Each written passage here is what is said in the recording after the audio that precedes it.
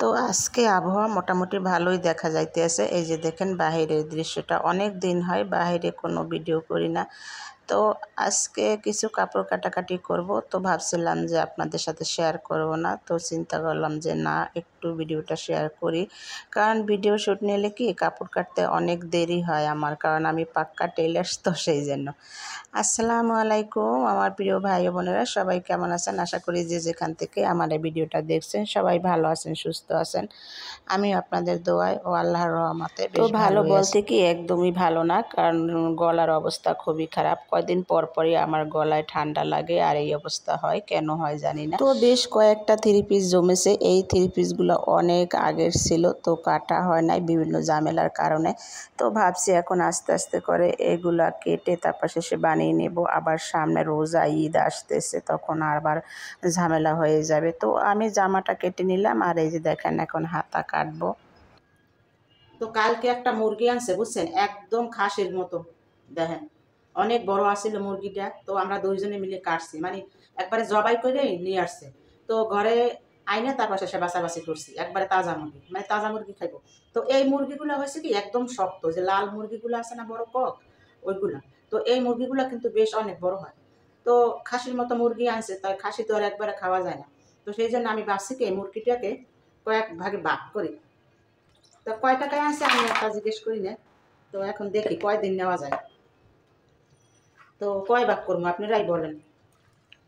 আসলে এখন জিনিসপাতির যে দাম, মুরগি মাছ মুরগি, যা বলার মতো না, মানে টাকার কোনো দাম নাই, জিনিসের দাম। তো এই যে চামড়াটা দেখেন, আমি এই যে কি মোটা চামড়াটা দেখছেন, এই চামড়া খাইতে এত টেস্ট, একদম কসকস করে আর শক্ত থাকে। এগুলো প্রেশার কুকারে দিয়ে তার পাশে রান্না করতে হয়, তাহলে তাড়াতাড়ি হয়, নইলে সারাদিন জাল দিতে দিতে শেষ। তো আমি ভাবছি এখন এই মুরগিটাকে কয়টা ভাগ করি, দেখি কয় ভাগে ভাগ করা যায়। আর এই যে দেখেন, এই যে রানের টুকরাটা না, কই রানের টুকরা গেল কই? এই মুরগির রান কিন্তু বেশ অনেক বড় হয়। তো রান কিন্তু এই সিদ্ধ হয় না, সহজে সিদ্ধ হয় না। তো সেই জন্য আমার কি হচ্ছে, এই রান ইয়া করছি আমি এই রানে। তো এখন এইটাকে আমি ভাগ করি কয়েক ভাগে। তো কয় ভাগে ভাগ করবো দেখি, 2 ভাগে করি নাকি বলেন? হ্যাঁ। তো আমার লক্ষ্মী বোনেরা, কাপড় কাটতে কাটতে কিন্তু আমার প্রায় 2টা বেজে গেছে অলরেডি। তারপর সেই মাংসগুলো আমি নামিয়েছি, এগুলা ছিল কালকের মাংস। তো সেগুলো এখন এই যে দেখেন আমি ভাগাভাগি করতেছি। আসলে ভাগাভাগি না করে কোনো উপায় নেই, তা তো শুনলেনি সব কিছু।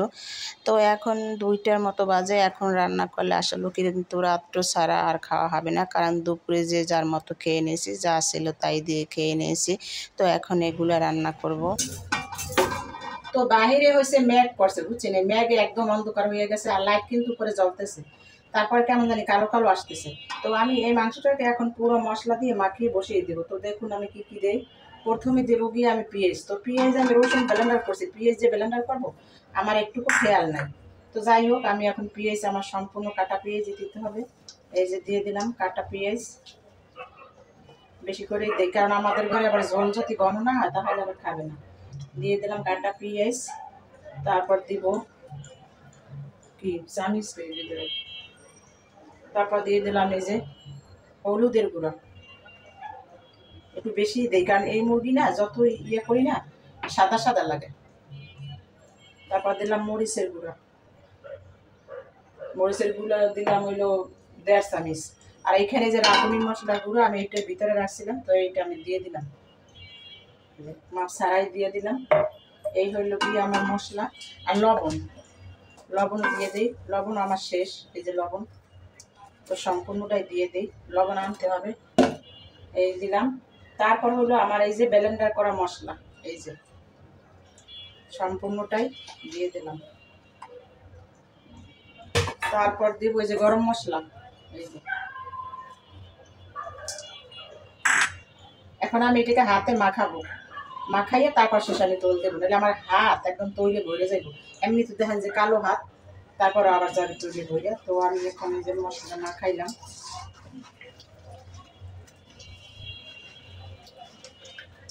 মশলাটা সুন্দর করে মাখাইয়া তারপর শেষে তোল দেবো উপর দিয়ে, তোল দিয়ে তারপর আধা ঘন্টা ঢেকে রাখবো। এই মাংস কিন্তু অনেক স্বাদ খাইতে।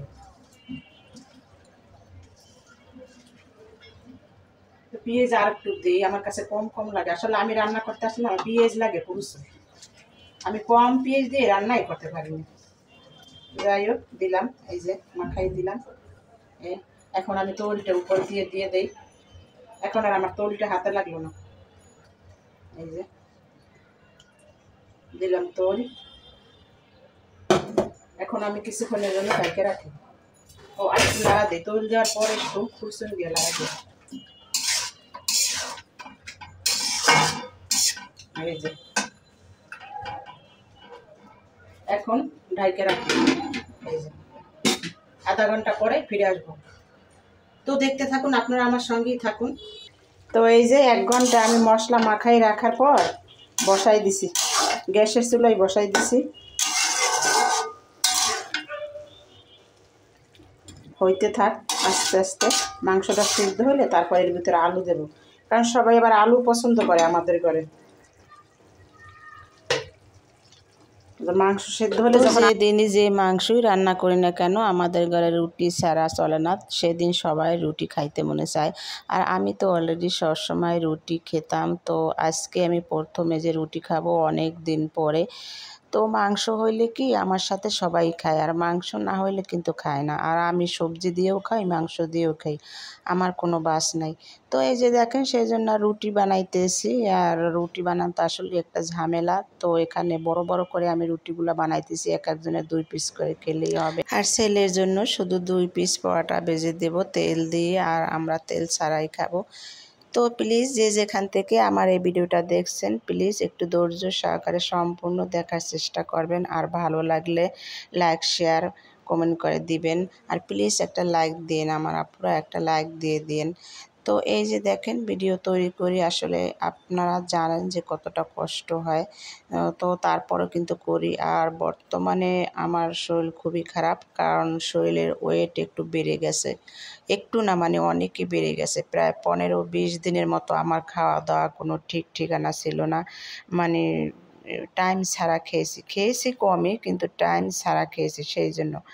আর আমার খাওয়া কিন্তু একদম টাইম মতো খেতে হবে, রাত্রেরটা সন্ধ্যা 7টায়, আর সকালেরটা একদম সকালে হাঁটাহাঁটি করে এসে তারপর শেষে 7টার ভিতরই খেয়ে ফেলি। আর দুপুরে একদম টাইম মতো 12টা-1টা বাজলেই আমি অল্প করে ভাত খেয়ে ফেলি। তো এই কয়দিনে মোটামুটি সেগুলো কিছুই হয় নাই। তো প্লিজ আমার বোনেরা যে যেখান থেকে আমার এই ভিডিওটা দেখতেছেন এবং আমাকে যারা যারা ভালোবাসা দিয়েছেন অলরেডি, তাদেরকে আমি জানাই অসংখ্য ধন্যবাদ। আসলে আমার ঘরে যারা গৃহিণী পদে যুক্ত আছে তারা কিন্তু আসলে অনেক কাজ করি, আমরা করি মানে পাঁচমিশালি কাজ। আর এই পাঁচমিশালি কাজে কিন্তু অনেক কষ্ট।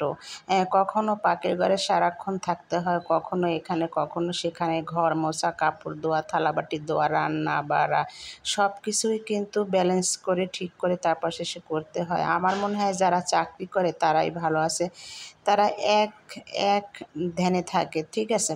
আর আমাদের কিন্তু এক ধ্যান না, আমাদের হয়েছে 5 ধ্যানে থাকতে হয়, এই হচ্ছে একটা কথা। তো এই জন্য অনেক কষ্টকর হয়ে যায়। সারাদিন শুধু ঘরের কাজ আর কাজ, কাজ ছাড়ার কোনো কথা নেই। তো এক এক সময় কী করি, একদম বেশি কাজ যখন দেখি না তখন একটু শুয়ে থাকি, মানে আমি কোনটা রেখে কোনটা করব সেটাই আমি ভাবতে পারি না। তো এই যে দেখুন আমার ছেলের জন্য কিন্তু অলরেডি পরোটা 2 পিস আমি ভেজে ফেলছি। এখন ও যদি মাংস দিয়ে খায় তবে মাংস দেব, আর যদি মাংস না খায় তাহলে ডিম ভেজে দেব। ও এখনও মানে ঘুমাইতেছে, ওঠে নাই। তো ও ঘুমাইতেছে এই কারণ যে ও রাত্রে পড়তে যাবে, প্রাইভেট পড়তে যাবে, তো সেই জন্য আর কি ঘুমাইতেছে। আর আমি এদিকে আমার এই কাজগুলো সারতেছি। যেহেতু ঘরে আমরা 2 জন মানুষ, তো ছেলে কী করে টিভি দেখতে দেখতে ঘুম পড়ে যায়, মানে একদম নীরব, ঘরে কোনো এখন লোকজন নেই। আর এতদিন তো হই হুল্লা ছিল, ঘরে অনেক মানুষজন ছিল, ভালো লাগছিল। তো এখন কিন্তু আসলে আমাদের কারোই ভালো লাগে না, ওর মনও ছটফট করে। আর আমি তো শুধু কাজ নিয়ে থাকি, তো আমি অতটা টের পাই না, এই হয়েছে মূলত কথা। তো আমি ওর জন্য এই পরোটা ভাজলাম, আর আমার জন্য রুটি। আর আমি হয়েছে একটু চাও খাবো পরে, কারণ চা না খাইলে আমার পেটও ভরে না, মনও ভরে না, এই হচ্ছে আমার আর একটা কথা। তো আমি যে চা বসিয়ে দিলাম, চা হইতে থাক, ওইদিকে আমি নাস্তা খেয়ে নেই। তো এই যে দেখেন ছেলের জন্য, আর এই হইল গিয়া আমার জন্য। আর ওর বাবা হয়েছে খেয়ে চলে গেছে, বাহিরে চলে গেছে। তো যেহেতু এখন সন্ধ্যা প্রায় 7টার মতো বেজে গেছে, তো আমাদের নিচেই হয়েছে আমাদের কারখানা, বাসার নিচে। তো সেইখানে চলে গেছে, হয়তো বা সে 9টা 10টা 11টা এরকমও বেজে যায় আসতে আসতে। তো ততক্ষণ আমরা কিন্তু এই দুইজনে থাকি, একটুকু ভালো লাগে না। আর 7টা 8টা 9টার দিকে ছেলে পড়তে যাবে, তো তারপরে আবার ঘর খালি, আমি একদম একা, এরকমের আর কি মিলিয়ে ঝিলিয়ে থাকছি। তো দোয়া করবেন আমাদের ফ্যামিলির সবার জন্য। আবার পরবর্তীতে দেখা হবে নতুন কোনো ভিডিও নিয়ে। তো সবাই ভালো থাকুন, সুস্থ থাকুন। আল্লাহ হাফেজ।